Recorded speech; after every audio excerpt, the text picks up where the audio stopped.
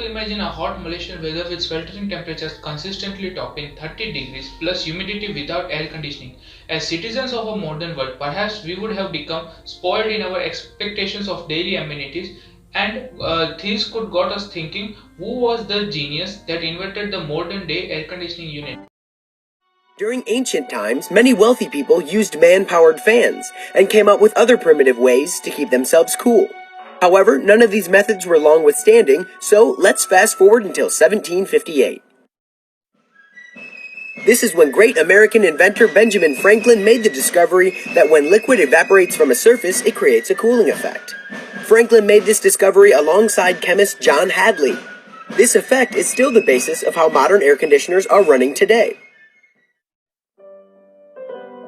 From here we move right along to 1851 when John Gorey, a physician from Florida, created an ice machine that used compression to create ice. Air would then be blown over the ice's surface to create a cooling effect. Gorey created his machine in an attempt to cool patients so diseases could be prevented. The air conditioner may have taken off right then, but unfortunately his financial backer died, so he lost funding for his project. What could have been? Next, we find ourselves in 1881 and President Garfield had just been shot. In order to keep him comfortable, a device was created that blew air over a wet cloth. While the invention was able to lower the temperature in the room by 20 degrees, it could not save President Garfield, who died just 2 months later. Fast forward to 1902, Willis Carrier created the very first electrical air conditioner for the publishing company he worked for in an effort to control humidity to prevent paper from wrinkling.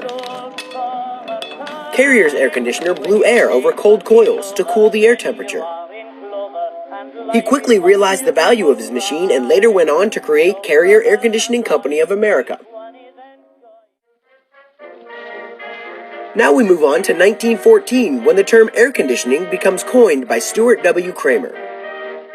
Kramer created a ventilating device that added moisture into the air in his textile mill and called it air conditioning, which Willis Carrier borrowed when he named his company.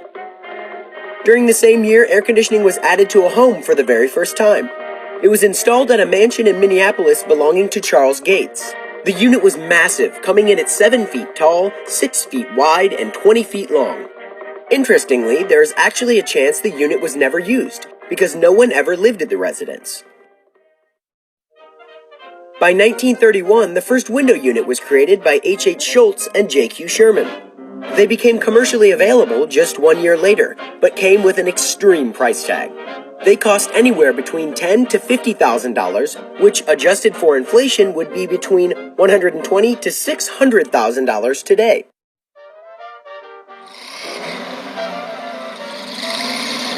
In the 1970s, Central Air came around and helped to cool homes much more efficiently by utilizing condensers. We all love living in comfort, don't we? Well, did we know that there are more benefits of air conditioning than just comfort? Air conditioning can help also provide us with safety and better quality of life in our own homes. The benefits are reduced possibility of asthma attacks, a more secure home, less insects and parasites. It is scientifically proven that we actually sleep better in colder conditions, and air conditioning is the perfect answer to that. Air conditioning can actually improve work performance because humans tend to work with more ease and comfort in cold environments. Air conditioning reduces the risk of dehydration. Air conditioning reduces the risk of heat stroke. There is significant decrease in noise pollution by using air conditioner, which reduces the outdoor noise. In hospital, air conditioning is the lifesaver for patients having serious life complications, and it is must for patients having third-degree burns. Although aircon have many advantages, but yes, since it is well said that there is nothing perfect in this world, therefore aircon also have disadvantages as well. Since continuously using air conditioner, there are unexpected changes in humidity and temperature effects. leads to dry skin and mucous membrane. Respiratory system is badly damaged if we use aircon for a longer period of time. Its ambient noise leads to noise pollution if regular maintenance is not undertaken. Prolonged use of aircon may lead to serious diseases like asthma. Air conditioning can worsen eye conditions like conjunctivitis. Airborne dust and fungi can cause allergic reaction to human skin. Aircon also makes men lazy.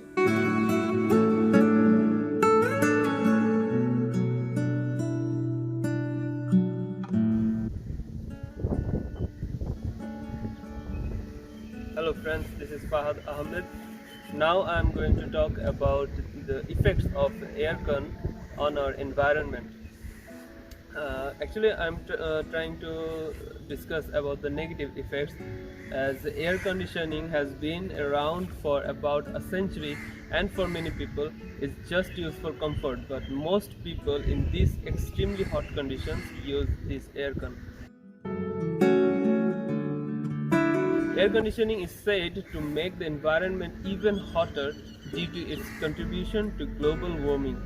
It seems the use of air conditioning is increasing pollution in the environment by releasing poisonous gases into the environment.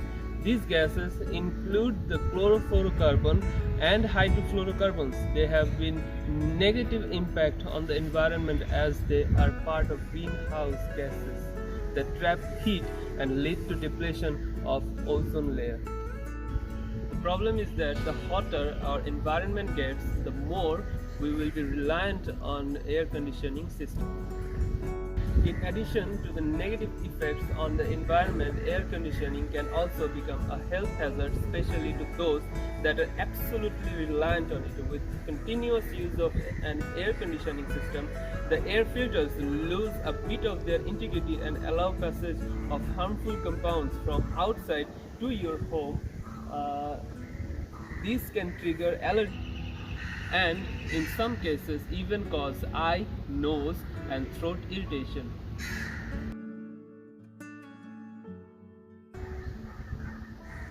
Furthermore, there is the issue that air conditioning system consumes a lot more electricity and put a strain on electricity generation industry. It also leads to more pollution, considering the generation of electricity involves burning of coal in some countries. Not all the countries are able to generate electricity with hydrothermal energy. In these regions where generators are used as source of electricity, the pollution is even greater as generators utilize crude oil products and release carbon monoxide into the environment. The higher the demand exerted on the generator, the higher the release of carbon monoxide and other unhealthy gases.